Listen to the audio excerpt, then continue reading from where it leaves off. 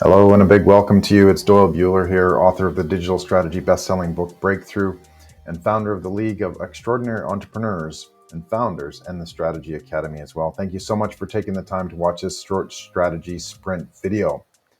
Today we're talking about your business strategy profile in your marketing and industry and how you can define better and build yours as well. If you'd like a copy of the worksheets, which I'm going to be going through in a couple minutes, just comment strategy profile in the comments below and I'll get those out to you as well. So a lot of times what we're trying to look at, what we're kind of frustrated with is, not sure what a strategy is. We're also uncertain as to what it means to have one and not even sure where to start building a strategy. And a lot of times these really hold us back, not sure how to actually define their market or industry. If you could actually take a picture of what your market or industry looked like, what would that be? So that's what I want to show you today. We want to be able to see how you're positioned in your market. We want to be able to see how your competitors are positioned in your market. And we want to understand the core factors that allow you to create new markets. We want you to be able to be more competitive, and we want to be able to put your plans into action as well and understand how your market actually works. So, as I said, if you would like to get a copy of the worksheets, please comment strategy profile in the comments below. And let's get started, and I'll show you what the worksheets are all about. So we want to take a look at basically what does a strategy profile look to start with, right? So what is it, right? Your strategy profile is highlighting the changing value that you and your competitors deliver across key value factors as well. So what it actually is basically taking a look at how do we perform against ourselves and against the market from a low range to a high range in terms of value across the horizontal axis, and what are some of the specific industry factors that are important and that are critical to the success of our business, but also to the industry or the market or whatever else you want to call it. So in this case, just as a quick example, it shows somewhat in the middle, and this is kind of what we call your strategy profile curve, right? So it corresponds to that value gain between low and high against the factors. And in this case, I just wanted to quickly show you what some of these factors could be. They could be price, your terms, your marketing, your quality, your legacy, your complexity, your range, right? Whatever is very important for your business, for your industry, your market, that's what you need to be able to look at. And then you'll be able to plot a physical curve as well that shows you, okay, where are we? Where's our competitors? Where's the industry? And how, if we want to actually disrupt this, if we want to change this pattern, what do we actually need to be able to work on specifically? So it gives us a good idea, a good foundation for where are some of those gaps in the industry, in the market that we want to be able to leverage as well. So as I said, first step, take a look at your industry, your business, and take a look at your industry critical factors as well. So we need 7. So this may take some time, so we're not going to do this now. This is obviously just to show you exactly what you can do, but list 7 because they are going to change it with the next step as well.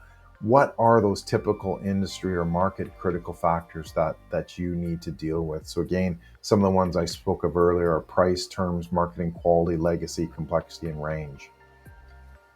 Then put those against a value. Where do you fit? What, in terms of what value are you able to provide? So in terms of price, where do you sit, low or high in terms of value? Okay. And likewise with terms, where do you sit, low or high? And are you able to then put that piece in place? So it's quickly just a really nice, quick visual exercise as well to see where you fit based on your industry factors as well. So step number 3 is basically taking this whole framework and saying, okay, well, there's some things that are really important and some things that aren't. What can we actually reduce in the factors? What can we actually create in these factors? What can we raise as well? And what can we eliminate?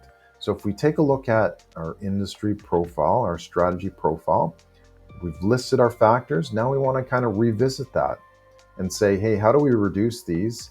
Which factors should be reduced well below the industry standard so we can take those out?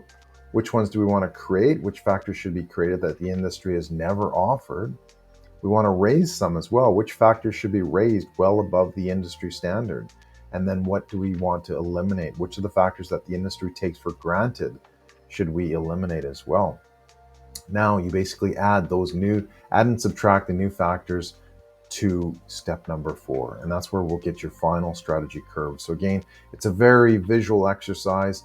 List in your 7 factors, and again, they should have adjusted, they should have changed slightly when you look at the 4 strategic actions framework as well. What are you reducing, creating, raising, eliminating? And then that creates that curve that says this is where we are within this, being able to deliver this type of value to our audience and to our customers as well. So pretty quick, pretty easy. If you're having any challenges, if you're having any issues of how to get the factors, please reach out, and I'm happy to help you as well. So just to wrap up again, if you want to work on your own worksheets so you can scribble on them, please just put strategy profile in the comments below, and I'll send that off to you as well. So fundamentally, what we want to be able to do is take a look at what does our profile look like, right?